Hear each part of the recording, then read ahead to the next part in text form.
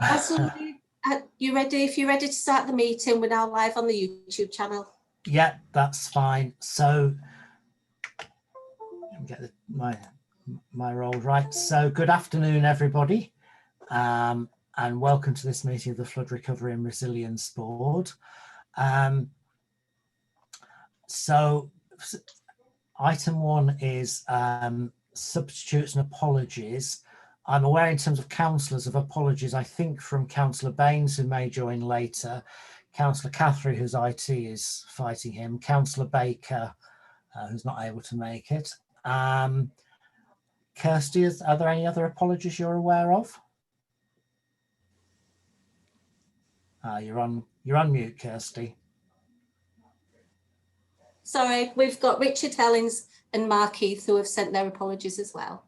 Okay. And Councillor Press. And Councillor Press, of course, yes, thank you.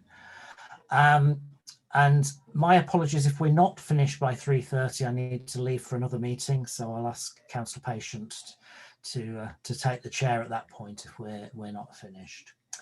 Item 2, if I could just remind members to declare any interest they may have as appropriate, either now or as individual items arise on the agenda. Item 3, there are no items to be taken in private, so we don't need to exclude the public for any items. Item 4 is the minutes of the meeting held on the 26th of June. Can I check first of all if there are any points of accuracy that anybody has from those? Just remind people, at the moment I can see everybody on one screen, so if people want to comment, you can either raise your hand visually or put something in the chat, and I'll try to manage both. But I'm not seeing anything there.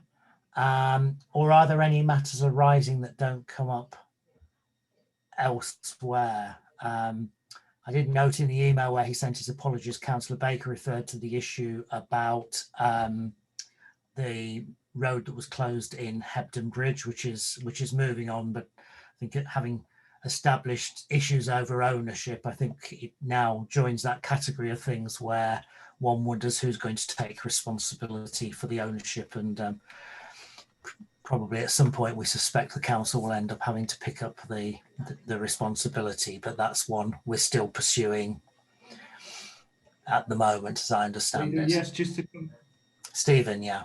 Just to confirm that, Leader, yes, it's one of a number of bridges, two others being Colden Land Bridge and Home End Bridge, which is the bridge that leads to the Home End Depot.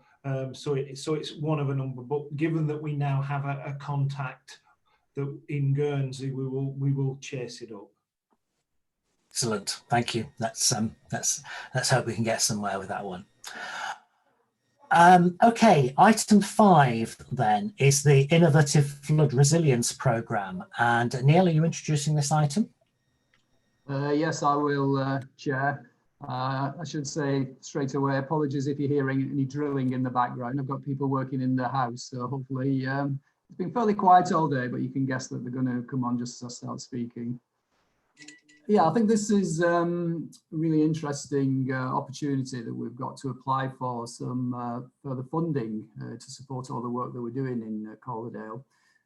Money that's come forward from the government out of the £5.2 billion capital fund, and £200 million has been allocated to a bidding process whereby they're looking to support awards to 25 different lead local flood authorities, or IDPs, and we've got the chance to bid for this.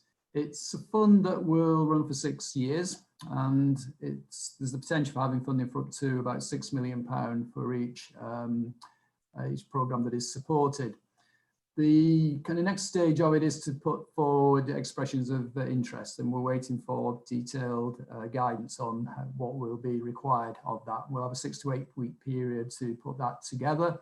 Then decisions will be made nationally on which 25 bids will be going forward, and then those bids can be developed further from that. There's a great emphasis on it in terms of supporting community resilience.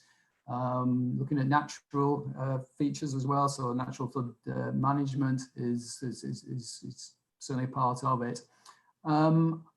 It's almost anything really, to a sense, that's not funded through the granting aid and some of the traditional funding mechanisms that we use for the flood defences. Those typically require certain outcomes around properties protected. So, as I say, this is sort of an opportunity, I think, to build on some of the other areas of work that are ongoing. The definition, I suppose, of innovation is always an interesting one. We've been dealing with natural flood management for quite a long time in Calderdale, but I guess to some local authorities, then that's sort of relatively new. They encourage partnership bids. So again, in Calderdale, certainly with all the community groups, the partnership work, and we've got here at the board, we've got plenty of evidence to support what we're doing there and plenty of opportunity to get input from the various groups into this process. Also encouraged to try and work across administrative boundaries as well. So that might be, in our case, working across West Yorkshire or working with some of our neighbouring authorities. We've got kind of a good position in a way, being, I suppose, at the head of the catchment. So we could look downstream to work with Kirklees and across at Bradford, where some of the tributaries drain into our network. So the idea of bringing it to the board, first and foremost, was to get agreement and approval from the board that we pursue a bid. We would be able to build into the bid some programme management costs, because obviously resourcing up a programme, £6 million potentially over 6 years, is going to be quite a challenge for us. They'll be reporting back into the Environment Agency as a part of that. So we would be able to put some costs in around that. And as I say, we'd need to kind of talk with our neighbouring authorities, I think, just to see what their interest is. Some of that discussion has already started in West Yorkshire. Through EA, we've pulled together a group of the local risk managers, the flood managers from those authorities, to put forward some ideas and suggestions as to how we might jointly work together on things. So some of those ideas might include procurement, and one of the ideas we put forward is around about provision of, say, water butts going to properties. So the advantage of working together on the efficiencies of scale might mean that that's something that could be supported. So that's really just sort of one example. In the report, we've put down a few bullet points as to the sort of things that we've been thinking about from some of the internal consultations we've done to date. So things like scaling up the natural flood risk management work, training, education of volunteer flood wardens. That might be something that could be done perhaps on a regional basis as well. Mental health support, large-scale restoration projects in the moorlands. There's plenty to go at. So I think for us, there's lots of things that we could do as an authority alone and spend that level of funding over the 6 years. But equally, we need to sort of try and see how we can work with our other partners, and particularly the other administrative bodies.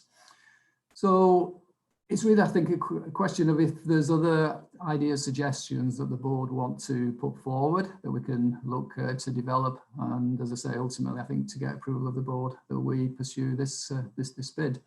I probably should mention as well that Yorkshire has also been chosen as one of 4 adaptation pathway areas to look at the impact of climate change and how we manage flood risk through the years to come. So I think we're still getting a bit more guidance on what that might look like, but that's an area that will be led through our EA colleagues. So as I say, yeah, it's a chance to just open up the discussion and see what people think. Thank you, Neil. I've got Councillor Scullion and then Councillor Patient.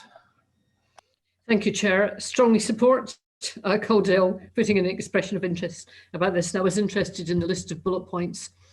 One thing that wasn't mentioned that I think is important is about biodiversity.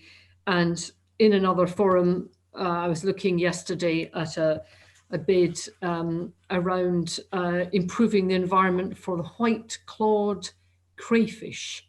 Now, actually, we have been so focused here in Calderdale on a number of other really very crucial immediate things. And I wonder if in terms of biodiversity and the sheer wonder of what's found in our river and the need for the quality of water in those rivers to be good enough to host that biodiversity of flora and fauna.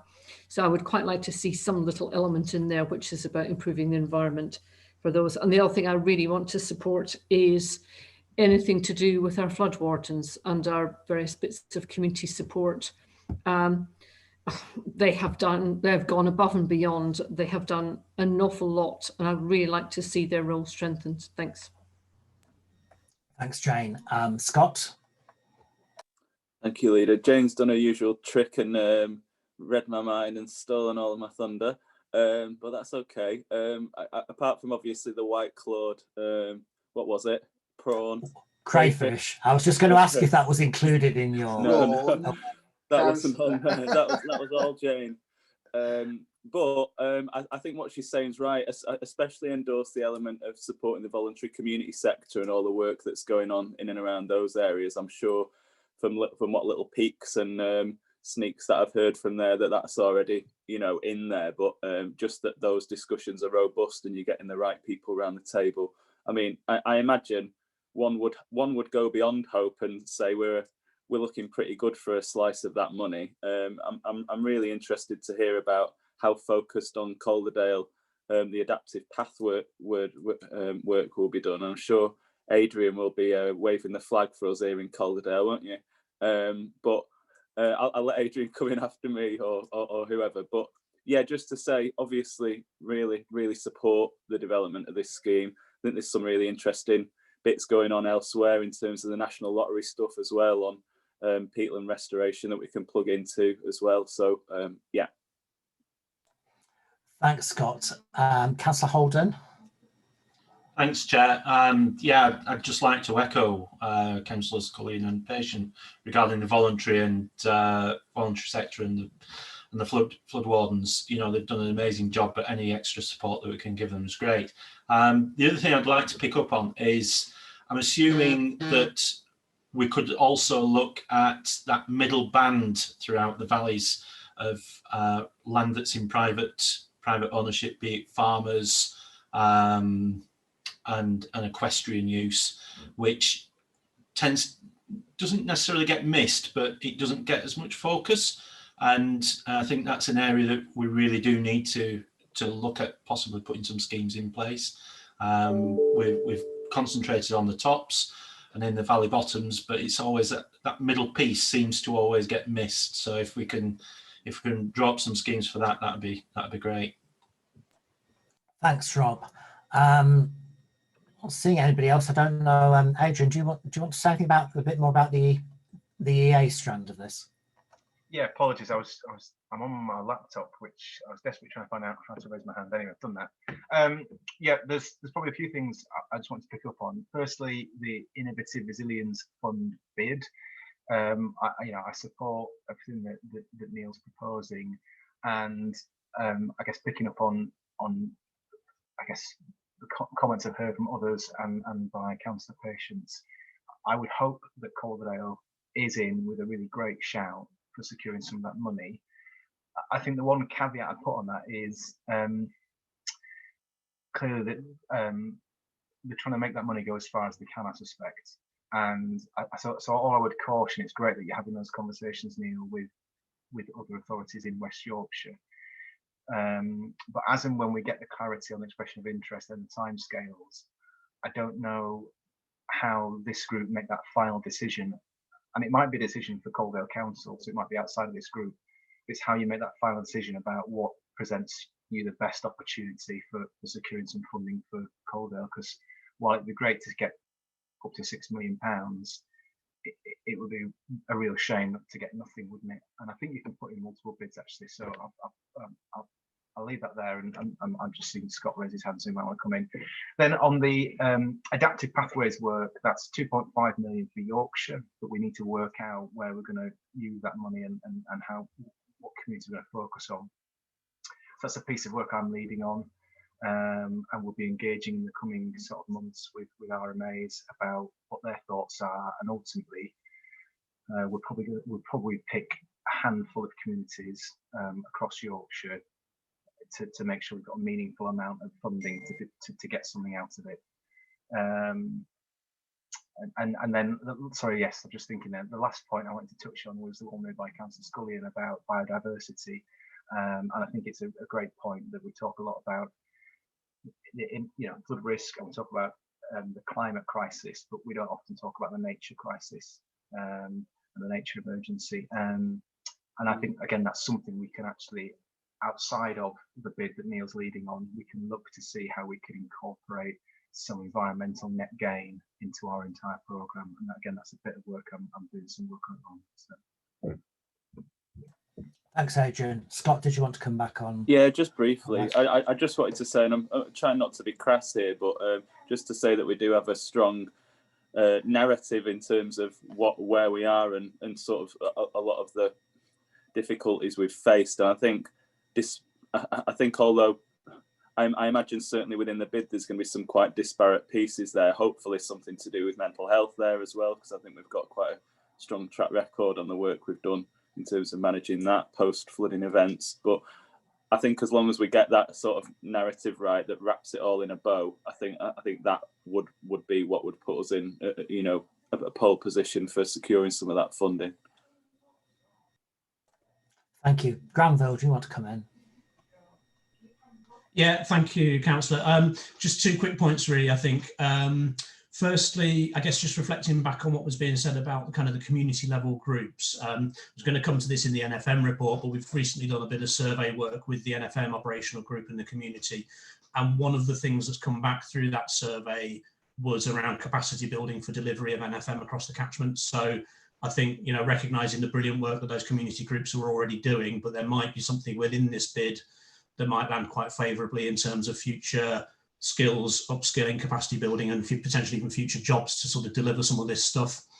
The other one that I just wanted to mention was in terms of other funds is the Nature for Climate Fund that was also announced around about the same time, which, if memory serves, is something like £640 million nationally, split equally as 320 for upland restoration and 320 for tree planting.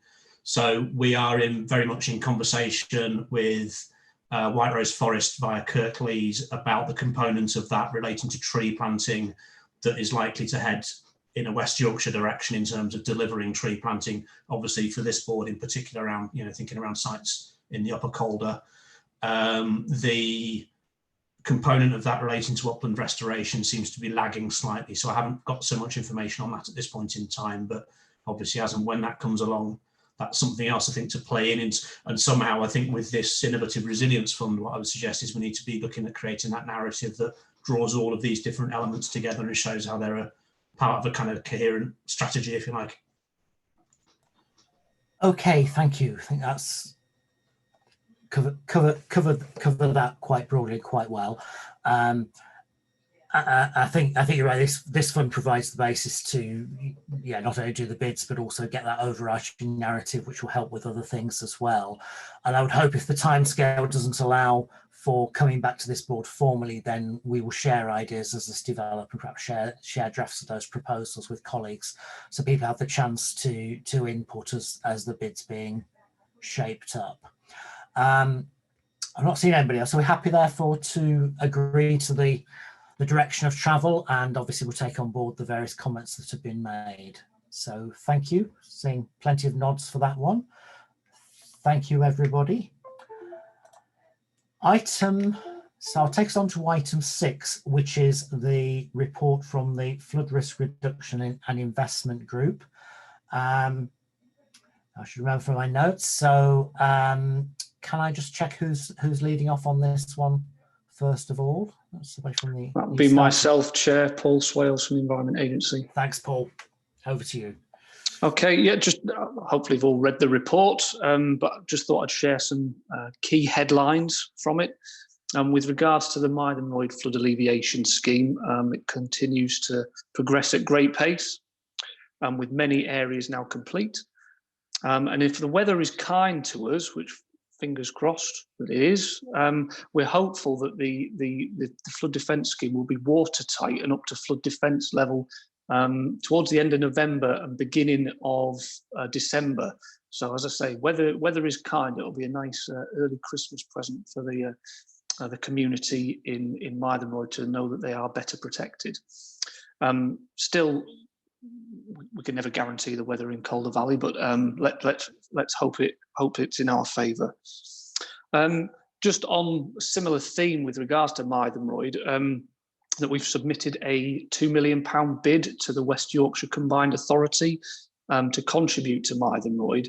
And the reason we've done that is so that if successful, we can transfer or reallocate some of the booster money, DEFRA booster funding, to other projects, and those projects being Brighouse Flood Alleviation Scheme, 1.5 million, and £500,000 to the repairs to Brearley Bridge, which I believe the Calderdale Council are going to lead on.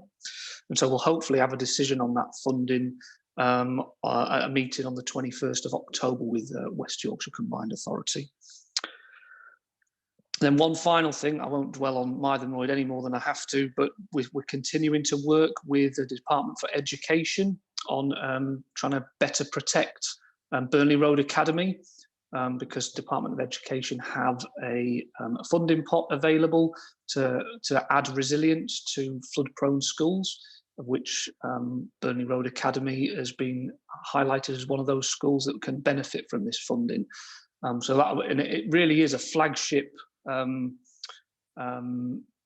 potential project that had a meeting only this week with Department for Education. It'll be the biggest one that they've ever done, and they're fully committed to doing this project with us. And hopefully that'll be sometime next year, but there's still some design work to go on with that. And moving on, Hebden Bridge. A lot of early works are ongoing for that project, and they're going to go on through till Christmas time, which includes like CCTV culvert surveys, some ground investigation works, and some other minor works which will help inform the detailed design, and some of the preparatory works for the project, hopefully starting next year. And also, with regards to Hebden, that they've got a funding agreement in place now with West Yorkshire Combined Authority for £1.9 million of additional funding towards the scheme. And then the other real thing that I wanted to highlight to the board in particular, and to get their blessing, I guess, on it, is around the redistribution.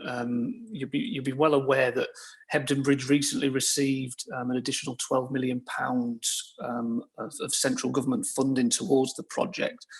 But because of all the other external contributions that we've managed to successfully gain for Hebden Bridge, it means that we've now got sufficient funding based on current costs to fully deliver Hebden Bridge Fass, Stubbingholme Road and Errington Hillside. So in the report, let me just check which section it is. I think it's section 3.5 on page 22. We're asking the board if they can consider the reallocation of some of the £12 million from the Hebden Bridge scheme to go to Stubbingholme Road. So I don't know what the thoughts are around that. I don't know if Adrian has got anything else to add on that one.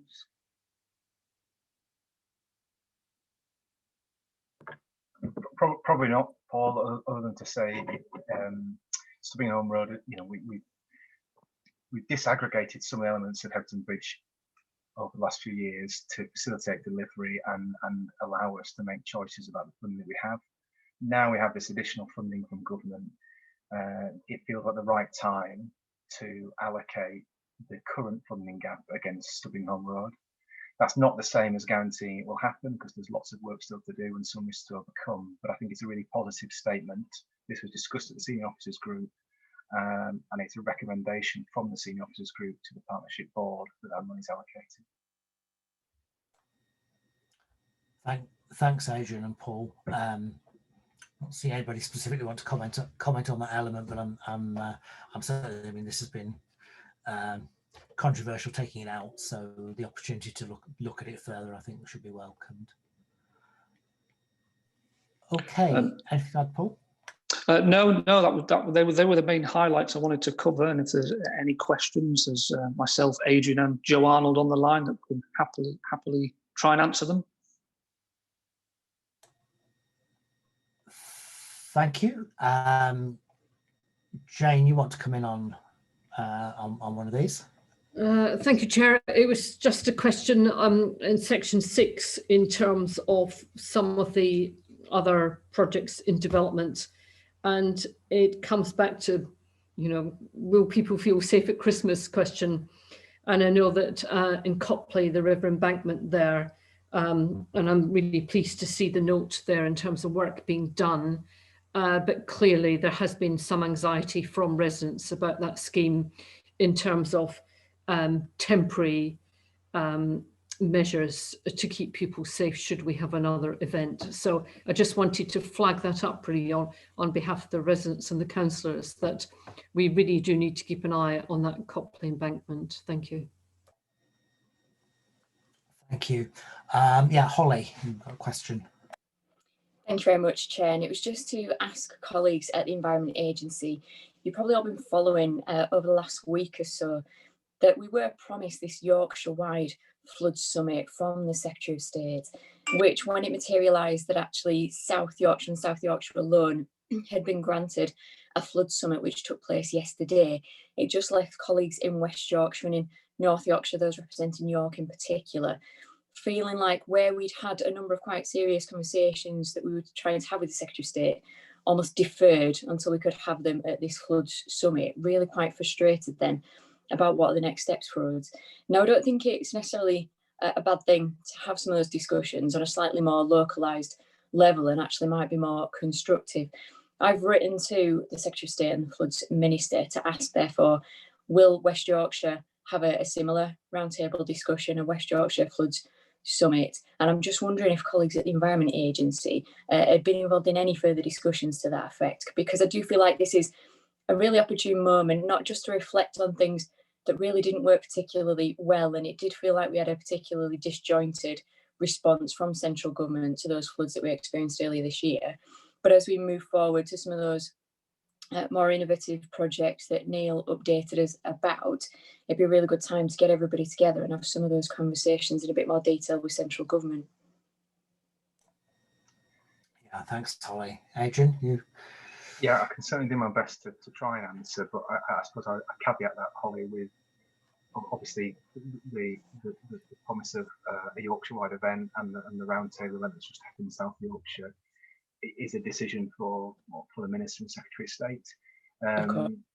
So it was the intention to hold a Yorkshire-wide event, and plans were in hand for that to happen prior to lockdown, and unfortunately that was cancelled because of that.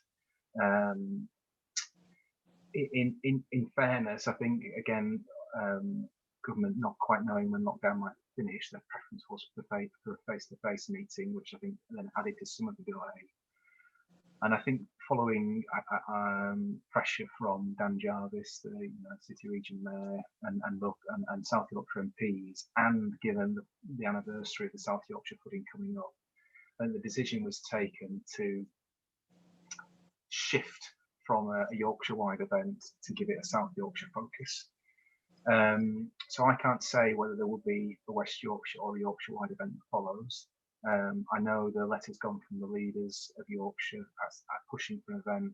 I know a letter has gone from West Yorkshire Combined Authority asking for a Yorkshire-wide event in addition to ongoing discussions about devolution. I'm sure you won't be the only MP who has also written asking for that, but I don't know what the response will be. I have spoken to Robin about this, and I think it's about, I think, understanding what we as West Yorkshire, Calderdale, West Yorkshire, Yorkshire-wide want out of that. And I think potentially you're right. I think there is things we can learn from the South Yorkshire event, and there are things on the horizon in terms of the innovative resilience programme and ongoing discussions around devolution that might play well into a future conversation. But that's unfortunately about all I can say on. Okay, thank you, Adrian. We'll keep fighting at our Westminster end. Yeah, I just covered the points I was going to make about the leaders, both at Yorkshire and West Yorkshire level, pushing for this. We're also just updating and refreshing the sort of West Yorkshire Way Combined Authority pipeline of flood schemes that we're bidding for. I think the other thing we would want to take the opportunity to push in any meeting with the ministers or in any summit again is though the issue of recognising that for us the challenge is not just the capital scheme and the natural flood management, it's the sheer ongoing costs of needing to be an authority that has the resources in place to be able to respond to flooding at any time, and that that level of resourcing that needs to enable us to maintain resilience as well, and getting recognition for that. So thank you for flagging that up. I was just going to pick up one other point, which is the reservoir storage position. I noticed what it says in the report from the EA's point of view, but that steps in terms of a long-term scheme. Again, we're talking about submission in February 2021, which is after this winter. So it does prompt the question of how actively Yorkshire Water will be kind of managing the reservoir levels over the winter period. I'm sorry, Granville, I think that needs to be you, I'm afraid, and I'll bring Holly in on that as well.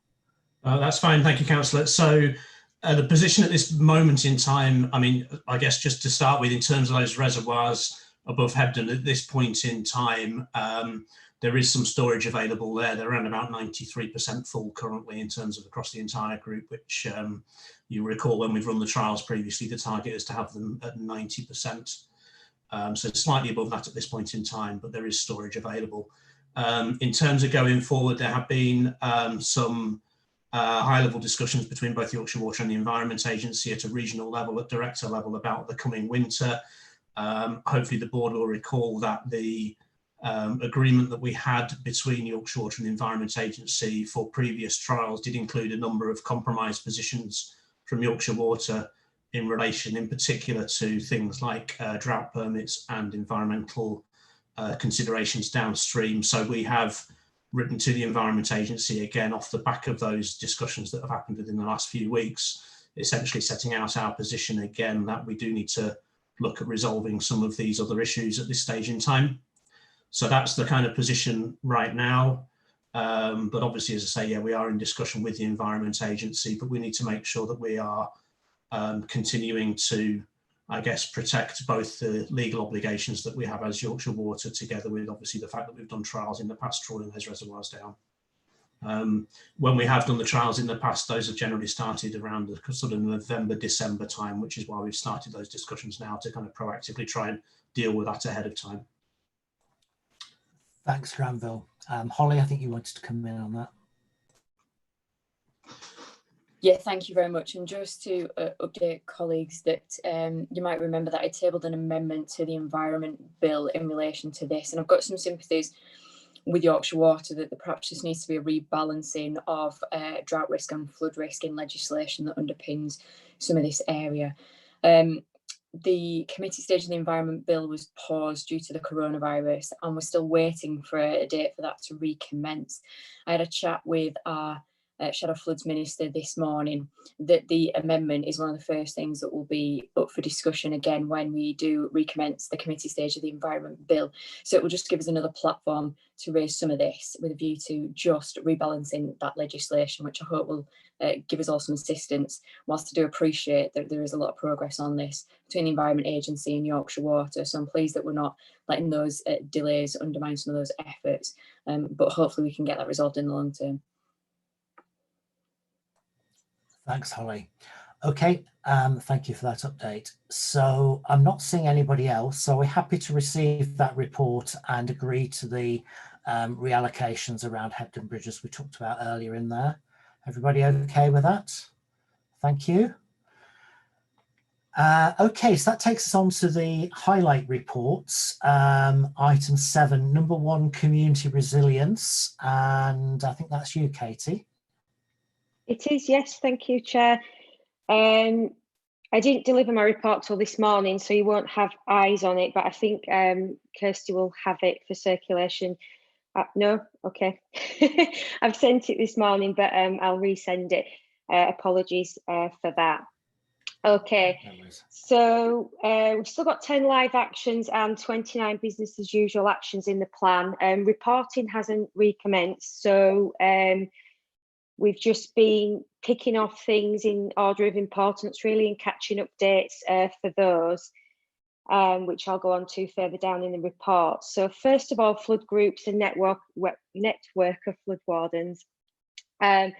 So flood wardens at the moment are carrying out some training with communities prepared, which has been fantastic. We've done 3 already, and we've had a great response from Calderdale wardens. We haven't captured every single person from every single group attending, but it's been really well attended by Calderdale wardens, and they've had the opportunity to have downloaded materials, lots of Q&A stuff, lots of really great information, and lots of experience from those people on that group.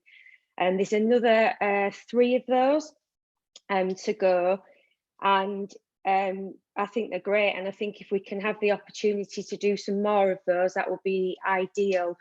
I had a chat with Community Foundation about 3 weeks ago, because there could potentially be some additional funding there. And I was asked if flood wardens would benefit from some additional funding, whether that be for containers, training, whatever the wardens need. So I will be going back to the warden groups to see what they could benefit from. So I think once the training's done, we'll do a bit of a feedback and see how well it was received, and whether it would be useful to go forwards with some extra training, whether it's ongoing stuff that we keep revisiting so that we capture all the warden groups, but really happy about that. Hebden Bridge warden group, they've benefited from 2 new mini flood containers for some of the villages, so for Colden and Peckett Well, which is really great that they're thinking about the hillside communities as well, and having these mini containers that have got similar kit to the larger containers, but on a smaller level. That group have also purchased some new kit for new wardens, which is always a bonus, having new wardens and extra pairs of hands. Warden insurance still continues to be a bit of an issue due to lack of funds, and obviously at the moment we're not doing any fundraising. So at the moment, Calderdale through Neil are dealing with the insurance up to £500 for each group, which pretty much covers their insurance. But they are hitting a bit of a snag with public liability at the moment, which I've explored with the Sian Rogers through the voluntary sector, just to see if there's something that can be done through the council to cover them for that public liability. Hebden Bridge are particularly concerned about that, so that needs exploring further. That's about it for the flood wardens. I did have an update from John Beecroft Mitchell yesterday about doing some winter ready stuff for the wardens. So Scott's putting his thumbs up. So we will be looking at that as well, because at the moment groups are obviously ready to go out, but there's also that trepidation around what we should and shouldn't be doing, and whether we should be, going to people's houses and things like that. So we've taken a bit of a stance that it would be an absolute emergency for us to come out in force, and we would go out in cars in the first instance to do a bit of a recce of what's going on. And we decided that that's probably the best course of action unless things were extremely bad, and we would take the lead from Environment Agency and Calderdale if it was absolutely required that we're on the ground interacting with the community. Obviously due to COVID, we're just on high alert at the moment as what we should do. In terms of the action plan, priority actions remain unchanged. So education around schools and nurseries, transport and health are still on there. As I said before, the last reporting period was September last year. So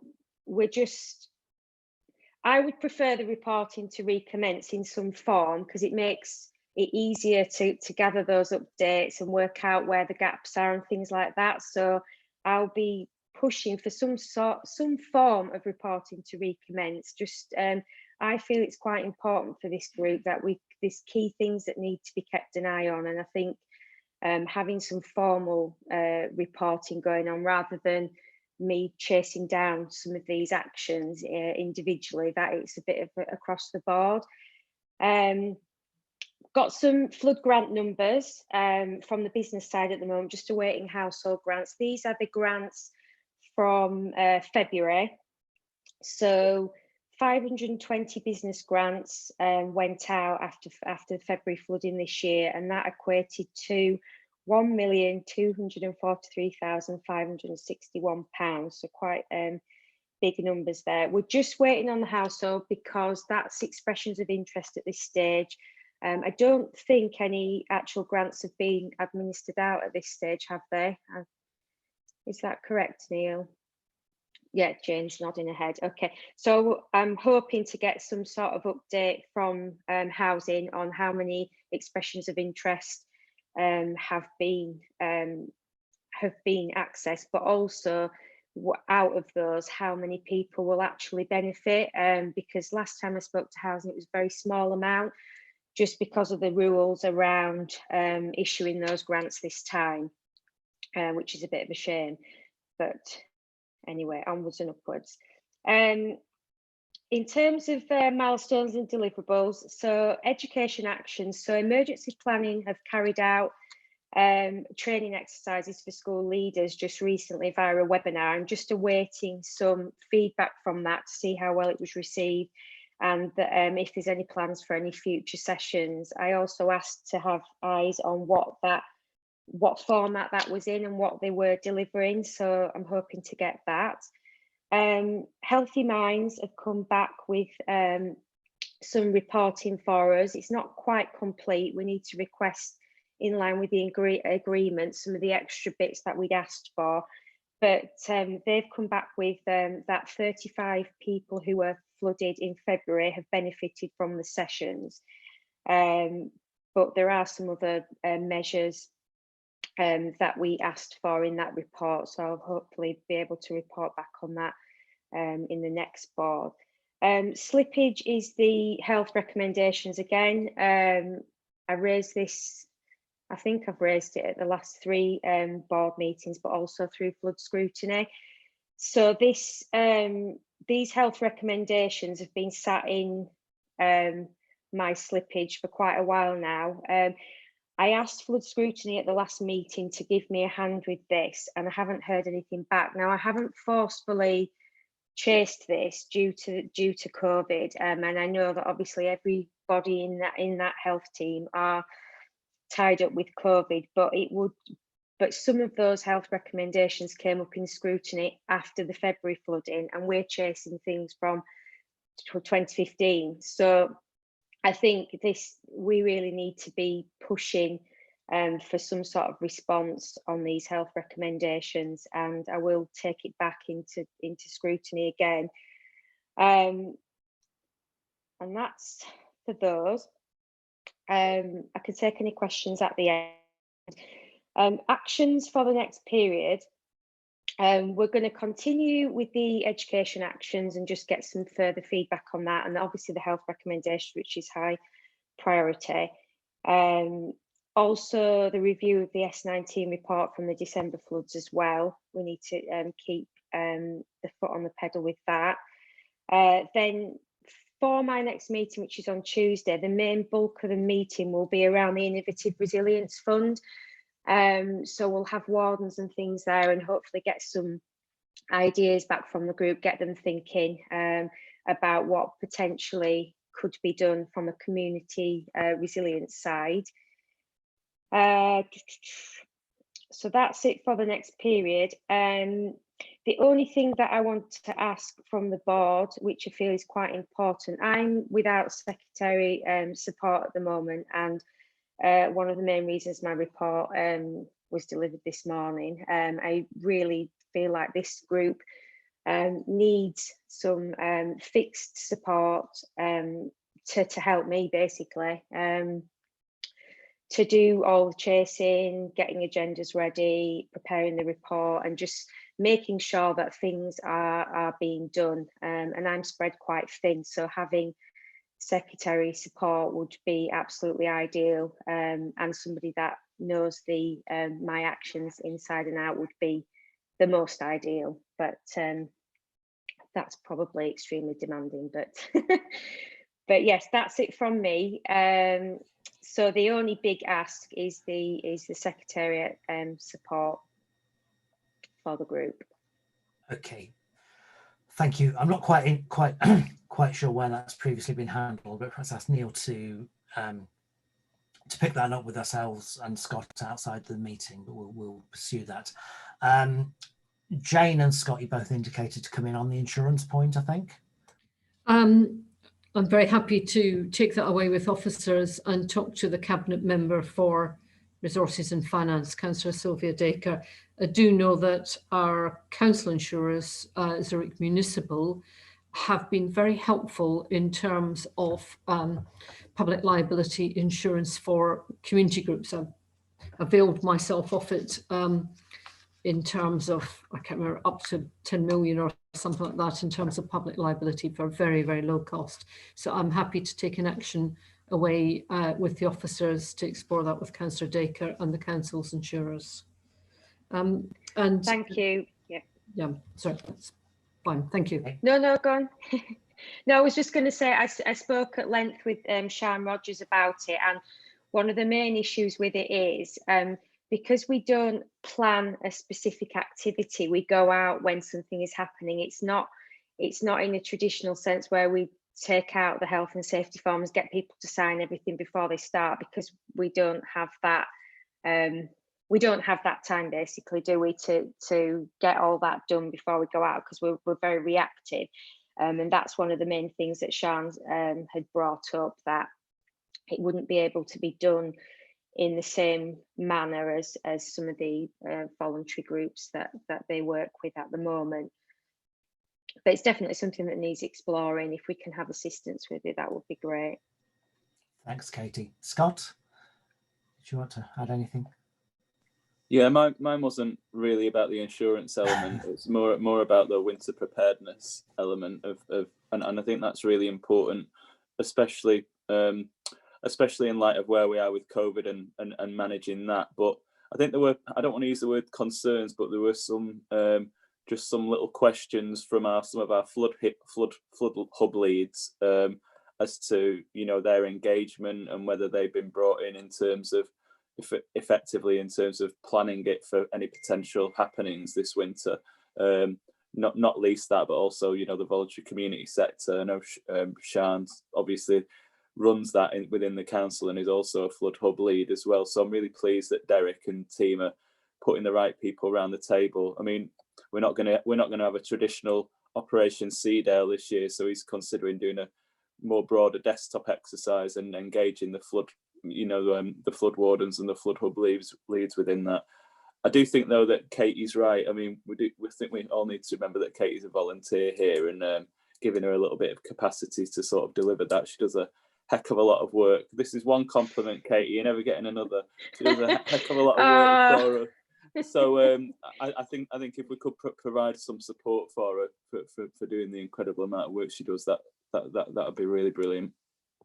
Thank you, Scott. I'll take that compliment, as they're very slim on the ground. Well, certainly, as I said, we pick up and look at that.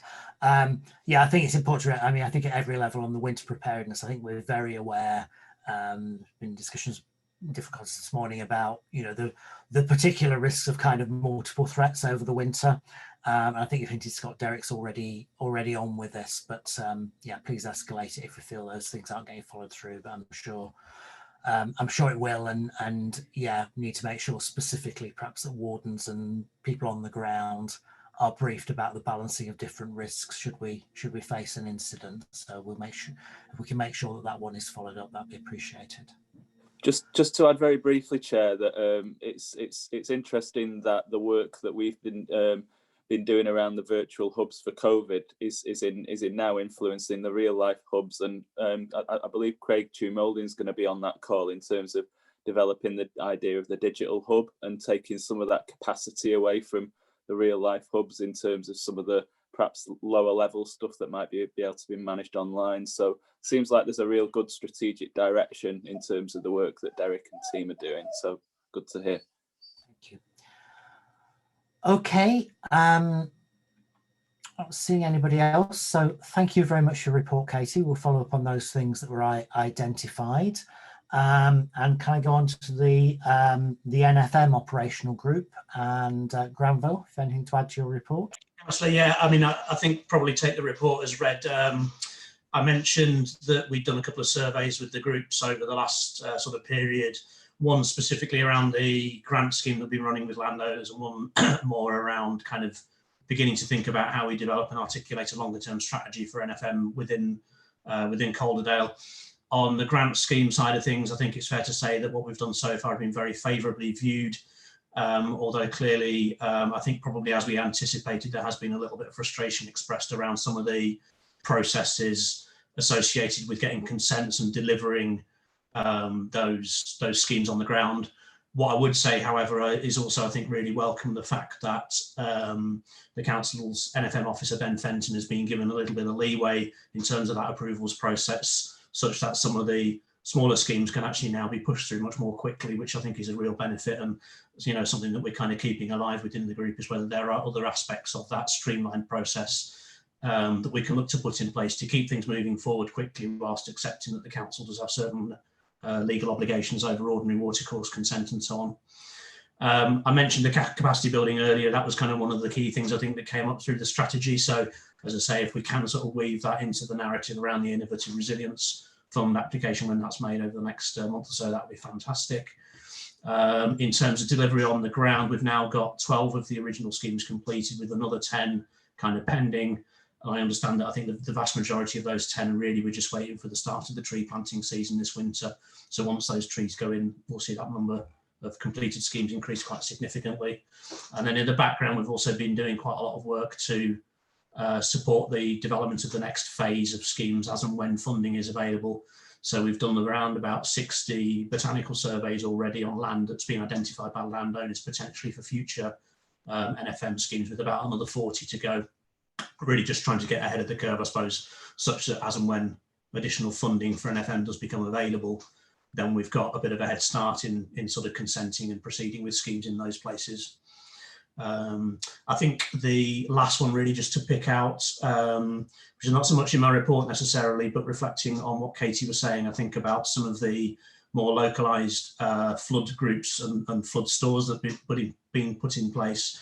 What I have asked Ben as the NFM officer just to reach out to you, Katie, just to find out a bit more about where those locations are, because I think whilst we can continue to progress with the kind of large scale landscape type NFM interventions, looking at dealing with, over the longer term with some of the risk within the valley bottom, it does strike me that there are probably places such as, localised communities, just the 2 or 3 properties here or there that see moorland runoff or highway runoff or something causing them a very localised problem. Those must be ideal places, I would have thought, for us looking at doing some NFM that could actually, significantly benefit those properties. So I've left that one with Ben to pick up with you, hopefully, Katie.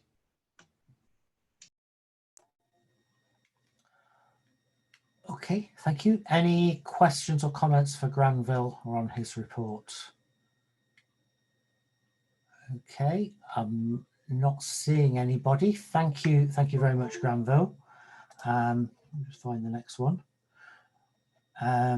Sorry, I've lost my agenda. Okay, so 7.3 communications. Is this Heather? Yeah, that's me. Thank you, Chair.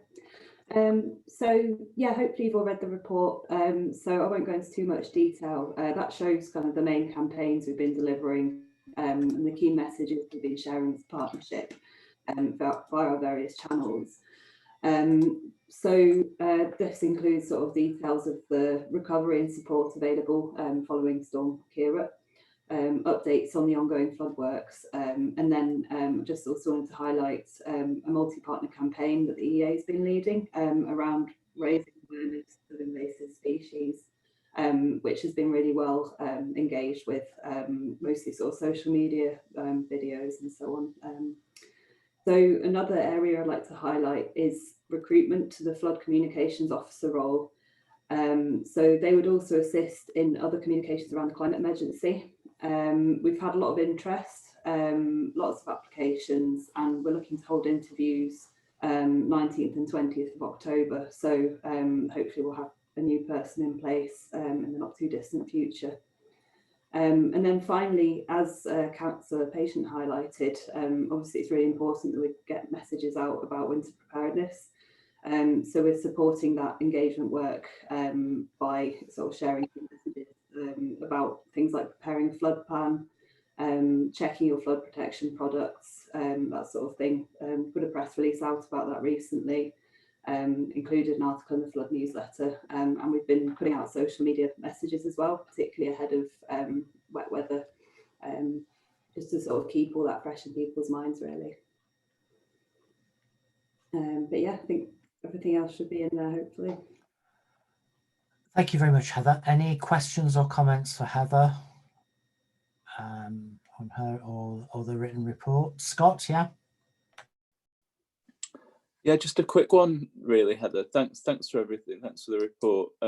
I just wonder, in light of us not being able to do some of the more traditional engagement in light of COVID, where we might be holding, you know, I know the Environment Agency used to hold their stakeholder development days and their big events at the community centre and ward forums, all of these different opportunities to sort of do a bit of reach out and hand out leaflets and stuff like that.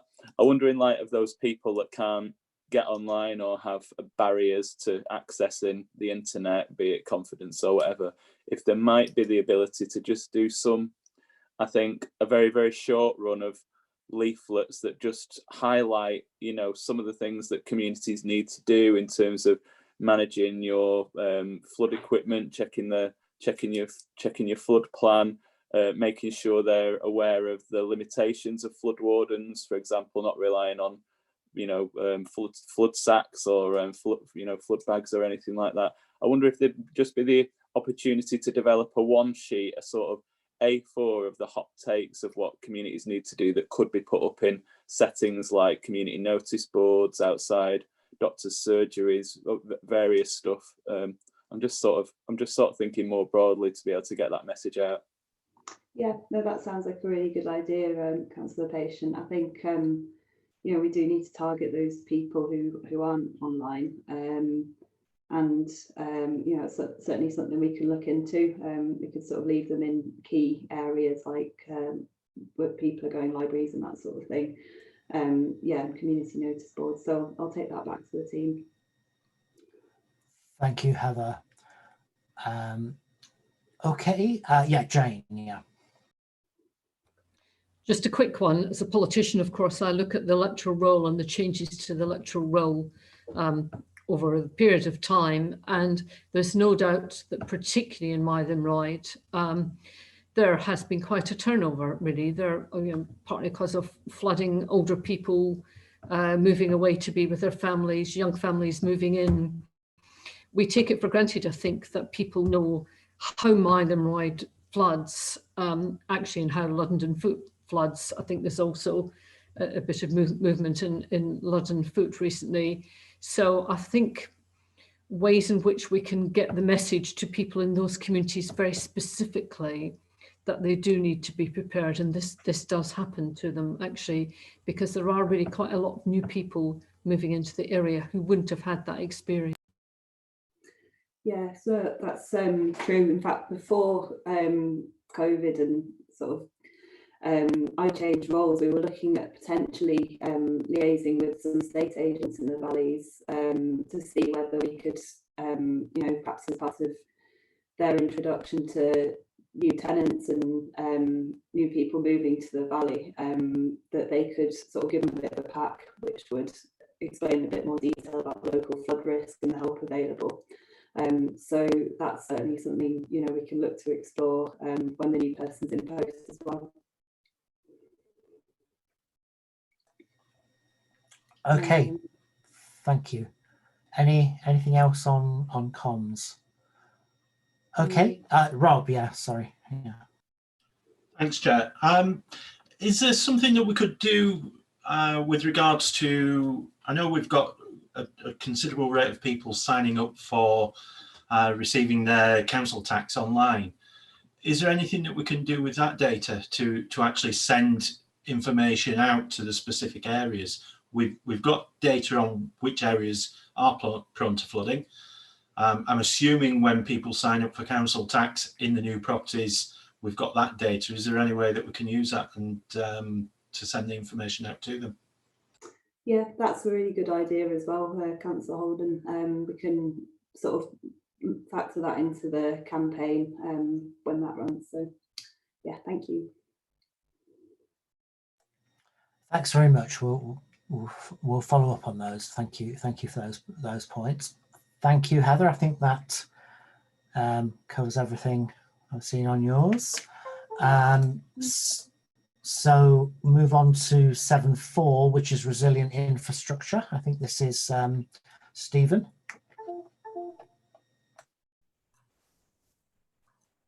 Yeah, it's Neil here. Neil, okay. Yeah, I'll present this report. Sorry, apologies. No, that's okay. Yeah, I'll just quickly go through what each agency authority has been doing recently.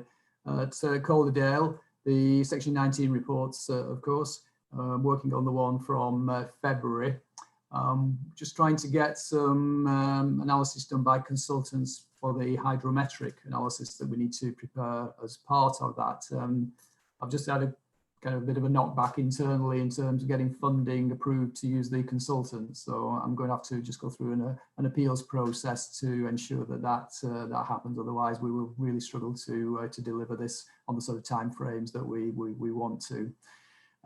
So that's the February one. The March one from last year. Apologies to the board on this one. We've just been struggling to get this one out through the team, but we're intent on getting the draft done quickly now and getting it round to consultation to the other agencies, which is something that we're obliged to do as part of the process. In terms of investigations, the table in the report sort of sets out the numbers, which I think are quite interesting, showing the dry spring that we had when, of course, we were hit by the COVID lockdown. So unable to do a lot of the investigation work that we would have otherwise been able to do during that time. And of course, as we got to summer, it's been quite a wet summer. The situation at the moment is we're about 190 investigations outstanding, which is a lot, bearing in mind that each of these, it's not just a straightforward send a tanker and clear a culvert or similar. Often we need to kind of work out where the land drainage is coming from and what the impacts are and who the landowners are and addressing it with them. So we are bringing the numbers down. I think I've reported before that we've had 4 of the team off on sickness absence out of 10. So that's been quite challenging for us. But as of next week, the team should be fully back. And as I reported in one of the previous papers, we will be having a new member to the team to progress some of our flood projects, particularly around FIRS 2. So that will give us some benefit and hopefully we can start to reduce that backlog. I think the main reporting point in the report is that in terms of actual work being carried out is through the Environment Agency and the Assets Recovery Programme. So out of the allocation given to Yorkshire, 4 million or so was allocated to the Calder Valley, and listed in the report, there's about 12 schemes I've listed there. I think there's about 20 in total that will be coming forward from that funding. So kind of gives you a flavour of what's going on and where it's occurring.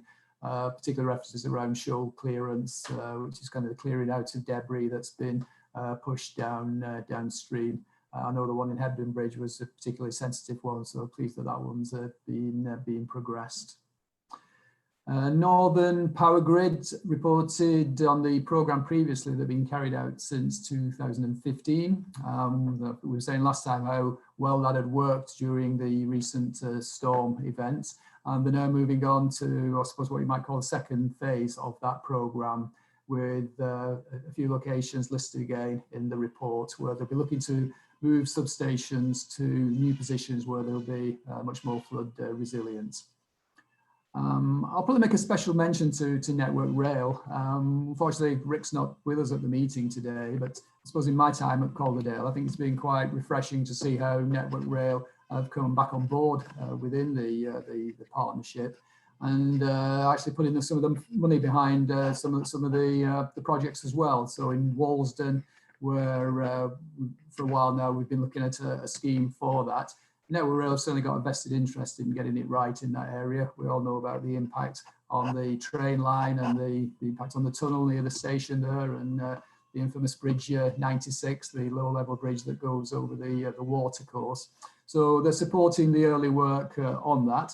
Again, they have got an interest in that route will become the diversion route when the Manchester Leeds line is upgraded in a couple of years' time. So there will be more rail traffic coming through the valley. So that's particularly why they're keen to do that. But I think just generally, you know, they do work with us very well now. So very pleasing to see that. And again, just mentioning CRT as well. They've had their issues as well, recovering or getting through the COVID situation. I've noted in the report they're trying to get the Calder and Hebble Rochdale Canal back working. It's not in our patch, but the figure of 3 locks in Kirklees is the one that's causing them problems and limiting the through routes through that side. So I think that's probably all I want to say, and happy to take any questions. Thanks very much, Neil. Any questions on any part of Neil's report or actions? Not seeing anybody, so we're happy to receive and note that. Thank you very much, everyone. So I think that then takes us to item 8, the Regional Flood and Coastal Committee update. So Jane, if I can pass this one to you. Not a great deal that's new to report, but I just wanted to raise the fact that each year we discuss the question of the levy. There's a small amount of money levied on each of the local authorities in Yorkshire and Humberside, which can be used to both supplement programmes, but also to lever in money from other programmes. And the budget will be being decided shortly in order to give local authorities time to put things into their own budget. And I think as per usual, the amounts requested in terms of increase are 1%, 2% or 3%. 1% for us would be about £1,000 additional, 3% would be £3,000 additional. I must just say that it is very clear when you look at the figures that Calderdale are a net beneficiary, of course, in terms of the money from the local levy. Now, clearly, if councils don't use money from the local levy, it goes back into the pot and is then redistributed. So it is in many ways a very fair and equitable way of making sure that the money is collected together and then put out to the particular districts where it's needed. And we have in the past been one of those areas where it has been really, really important to us in terms of that final bit of a particular project. So I just wanted to flag up with this board that those discussions are taking place ahead of the budget setting process, both for the Yorkshire and Humberside flooding committee and ahead of the council's own budget setting process. Thank you, Chair. Thank you, Jane. Any questions or comments on that? No, not seeing anybody. Thank you for that. Okay, so I think that brings us to item 9, question time, and for the first time for some time we have a question. And I think Kirsty and Neil were competing about who was going to read it out. I'm not sure who won or lost. Neil. Kirsty, if you want me to pick it up. Yeah, it was concerns from a resident in Peckett Well who was bothered about the progress on some of the flood damage that occurred back in 2015 and more recently. it is an investigation that we've got ongoing. We've had contractors out there quite recently pulling together and doing the kind of investigation I was referring to before, where it's not always quite clear what the issues are, and in this case it's certainly on private land, but you know, our duty is to investigate and then to manage those landowners. So what I propose to do is just to do a separate response back to the individual who's put in the question. And I think if there was a question within the lengthy email, it was, you know, who's dealing with this? So quite clearly it's the flood risk management team, stroke land drainage team, that will pick this up, and we'll respond in that way to him and give him an update on progress, which I suspect is perhaps that communication that may be lacking to actually let him know what's been happening.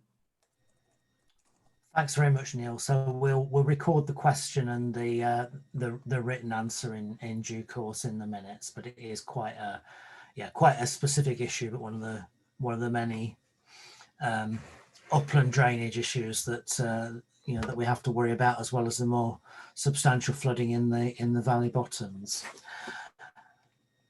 Thank you. I think that yes, it does indeed. So that concludes the agenda. So well within time we had available. So thank you very much, everybody, for your attendance and contributions today.